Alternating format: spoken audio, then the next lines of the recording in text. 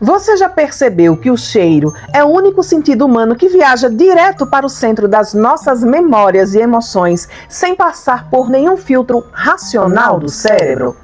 Você pode fechar os olhos para não ver, pode tapar os ouvidos para não ouvir, mas você não pode parar de respirar. A ciência e a nossa própria experiência nos mostram que o olfato está intimamente ligado às nossas memórias afetivas mais profundas. Um aroma específico tem um poder quase mágico de nos fazer rir ao lembrar de um momento leve da infância, de nos fazer chorar e sentir uma saudade dolorosa de alguém que já partiu, de despertar uma profunda tristeza ou até mesmo de engatilhar uma sensação de raiva e repulsa ao nos remeter a um ambiente hostil e pesado. O cheiro é um gatilho emocional instantâneo. Na antiguidade, os aromas não eram cosméticos expostos em prateleiras de shopping. Eles comunicavam identidade, status e, acima de tudo, tinham um peso espiritual avassalador. Eu sou Débora Guedes, psicanalista, terapeuta de casal e graduanda em teologia pelo Seminário Teológico Jonathan Edwards, e no vídeo de hoje nós vamos abrir as Escrituras para decifrar um enigma que atravessa os séculos. Vamos descobrir por que Deus é tão cirúrgico com o que se cheira no altar. O que acontece quando uma jovem anônima desafia o cheiro de um palácio e a virada chocante de um perfume que impregnou o maior traidor da história. No final, você vai entender, através da Bíblia, que a sua vida diária exala um aroma que deixa um rastro no mundo espiritual. Para entender a importância que o aroma tem para Deus, nós precisamos voltar até o livro de Êxodo, capítulo 30. Quando Deus projeta o tabernáculo, Ele não regula apenas uma arquitetura visual ou a liturgia dos sacrifícios. Ele projeta cirurgicamente o cheiro daquele ambiente. Naquela época, obter matérias-primas aromáticas exigia um esforço monumental. Existia uma rota famosa chamada Rota do Incenso, uma rede de comércio que cruzava desertos implacáveis da Península Arábica, onde caravanas de camelos viajavam por meses transportando resinas preciosas extraídas de árvores raras. E o processo de fabricação desses perfumes era puramente artesanal. Como não existia álcool na perfumaria antiga, os aromas eram feitos através de maceração. Eles colhiam as flores, cascas ou resinas secas, trituravam tudo e misturavam em uma base de óleo puro, geralmente óleo de oliva ou de amêndoas. Esse óleo era aquecido lentamente ao sol ou em banho-maria por dias, para absorver a essência, e depois era coado em tecidos de linho espremidos com muita força, gerando uma pomada ou óleo denso, pesado e altamente concentrado. Sabendo do valor desse processo, veja o que Deus ordena sobre a construção do altar do incenso. Ele dita uma receita química exata e uma combinação de especiarias puras: estoraque, ônix, gálbano e incenso puro. Mas preste atenção na advertência severa de Deus em Êxodo capítulo 30, versículo 37 e 38. O incenso que fareis conforme essa composição, não o fareis para vós mesmos.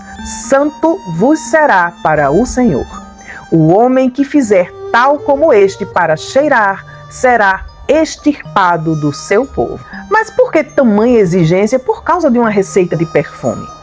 Porque o aroma no templo comunicava exclusividade e reverência. Aquele cheiro específico e marcante só tinha o direito de existir em um único lugar na terra, na presença do Deus vivo.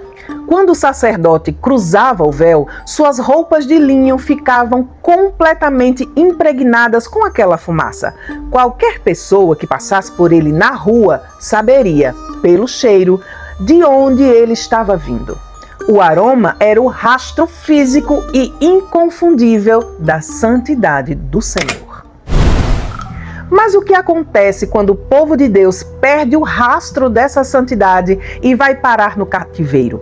No segundo livro dos Reis, capítulo 5, a Bíblia nos leva até o palácio de Naamã, o grande comandante do exército da Síria. Por fora, armaduras reluzentes, honra militar e o respeito da nação. Por dentro, o cheiro insuportável da morte. Naamã era leproso, e na antiguidade a lepra avançada exalava um odor terrível de carne em decomposição. O homem mais poderoso da nação fedia a ruína. Vivendo e servindo naquela mesma casa, estava uma menina que havia sido levada cativa da terra de Israel. A Bíblia não registra o nome dela. Ela é citada estritamente como uma menina. A história humana apagou seu nome, mas Deus eternizou a sua postura. Pense na realidade psicológica e espiritual dessa jovem. Arrancada de sua família, escravizada pelo general do exército inimigo, cercada por uma cultura pagã e servindo a um homem que fedia a opressão. Ela tinha todos os motivos do mundo para exalar o aroma azedo da amargura, do ressentimento, do ódio ou do desejo de ver o seu captor apodrecer até a morte. Mas em vez disso, veja o que sai da boca desta jovem. Oxalá o meu Senhor estivesse diante do profeta que está em Samaria. Ele o restauraria da sua lepra. Aquela menina anônima estava fisicamente na Síria, mas suas palavras provavam que sua alma ainda carregava o perfume da presença do Deus de Israel. Ela mudou a história de uma nação inteira porque se recusou a ser contaminada pelo mau cheiro do ambiente em que foi colocada. Suas palavras exalavam cura e não vingança. Esse fio condutor dos aromas explode em uma das cenas mais dramáticas de todo o Novo Testamento, relatada em João 12. Faltavam apenas 6 dias para a Páscoa e Jesus estava em Betânia. Maria, a irmã de Lázaro, aproxima-se com um frasco de alabastro cheio de nardo puro. O nardo era um perfume absurdamente caro e o motivo era geográfico. Ele não existia em Israel. A planta crescia exclusivamente nas grandes altitudes das montanhas do Himalaia, no atual Nepal e Índia. O perfume não vinha das flores, mas sim das raízes subterrâneas da planta, que precisavam ser arrancadas manualmente, secas e transportadas por milhares de quilômetros em caravanas através de rotas perigosas. Quando chegava ao destino, essa raiz era esmagada e cozida longamente em óleo para gerar uma essência pesada, amadeirada e intensamente concentrada. Aquele frasco na mão de Maria valia o salário de um ano inteiro de um trabalhador. Era o seu dote, o seu patrimônio, o seu seguro para o futuro. Maria quebra o vaso de alabastro e derrama o nardo sobre os pés de Jesus. E o texto faz questão de registrar um detalhe olfativo importante. E encheu-se a casa com o cheiro do perfume. Naquela cultura, o nardo concentrado era usado em apenas 2 ocasiões: casamentos reais ou para ungir os corpos dos mortos antes do sepultamento. O próprio Jesus captura o significado do momento e diz: "Ela guardou isso para o dia do meu sepultamento." Agora imagine a intensidade daquele aroma impregnando aquela sala fechada. Aquele cheiro grudava na pele, nos cabelos de Maria, que enxugavam os pés dele e nas vestes de Jesus e em todos os presentes. E quem estava naquela sala criticando o ato, rotulando aquela adoração como um desperdício? Judas Iscariotes. E aqui está um ponto importante que a leitura rápida deixa passar. Logo após esse banquete, Judas sai daquela casa, caminha pelas ruelas de Jerusalém e vai até os principais sacerdotes para negociar a entrega de Jesus por 30 moedas de prata. Pense no paradoxo desse momento. Quando Judas estende as mãos para pegar as moedas do suborno e quando mais tarde ele se aproxima de Jesus no Getsêmani para dar o beijo da traição, Judas exalava o nardo derramado aos pés de Jesus. Ele estava impregnado com o cheiro do sepultamento de Cristo enquanto planejava matá-lo. O aroma da graça e do sacrifício estava presente até mesmo no ato mais escuro e sujo da história humana.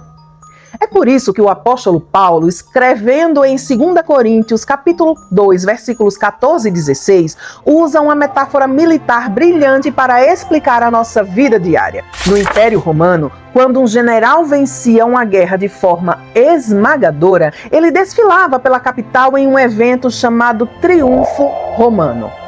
Atrás da carruagem do general, marchavam os soldados vitoriosos e, acorrentados na retaguarda, viam os prisioneiros de guerra capturados. Durante todo o cortejo, os sacerdotes queimavam incensos aromáticos pelas ruas. Para os soldados vitoriosos, aquele cheiro significava vida, glória e celebração. Mas para os prisioneiros que marchavam em direção à execução, o mesmíssimo cheiro significava morte e condenação. Paulo pega essa fortíssima imagem e escreve: porque para Deus somos o bom perfume de Cristo nos que se salvam e nos que se perdem. A Bíblia está ensinando uma verdade muito prática. A presença de um cristão no cotidiano nunca é neutra. Assim como o sacerdote do Antigo Testamento saía do lugar santo exalando o incenso exclusivo de Deus, e assim como as roupas de Judas carregavam o nardo do sepultamento de Jesus, você e eu carregamos e espalhamos um rastro espiritual por onde passamos. Trazendo isso para o seu dia a dia, para a sua mesa de jantar, para o seu casamento e para o seu ambiente de trabalho, a pergunta é a seguinte: o que sua presença tem comunicado? Quando você entra em um ambiente profissional onde imperam a fofoca, a desonestidade, maledicência, o equivalente ao mau cheiro da lepra e da decomposição, qual rastro sai de você? Você simplesmente adota o odor do ambiente para se misturar a ele, ou a sua integridade, a sua palavra mansa, a verdade, exalam o bom perfume de Cristo, levando santidade para aquele lugar?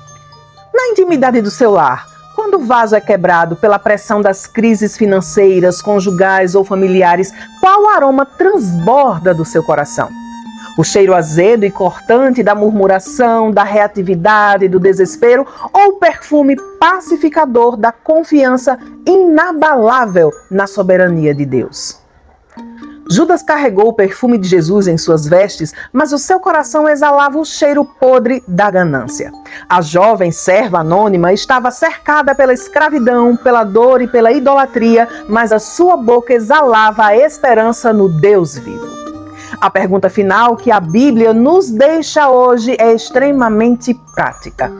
Qual é o rastro que você tem deixado na memória das pessoas quando você sai de uma conversa, quando desliga uma ligação de telefone ou quando caminha pelos corredores da sua própria casa? As pessoas que convivem com você sentem o peso sufocante e azedo do próprio ego, ou elas sentem o frescor aliviante e curador da presença de Cristo? Se esse estudo despertou os seus sentidos e abriu os seus olhos para compreender a palavra com mais clareza, deixa aqui o seu gostei neste vídeo. Se inscreva no canal e comente aqui embaixo, porque eu quero muito saber. A sua vida diária tem exalado o bom perfume de Cristo? Que Deus te abençoe e a gente se vê no próximo vídeo. Até lá!